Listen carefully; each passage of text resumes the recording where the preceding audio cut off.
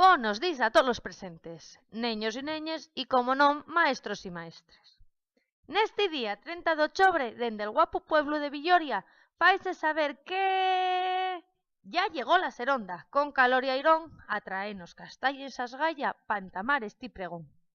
Ya estamos outra vegada en tiempo de castañes, a billotes e a blanes, de que caigan toles fuelles e de que de la gripe nun se llibren nin les tellas. La castaña yera famosa por ser el alimento principal, enantes que la pataca dende América la viniere destronar. Pero nosotros los asturianos, que de eso nun queremos saber nada, seguimos año tras año reuniéndonos para celebrar esta fiesta tan prensosa que el bandullo nos va a llenar con sidrina del Duernu y castañas a rebosar.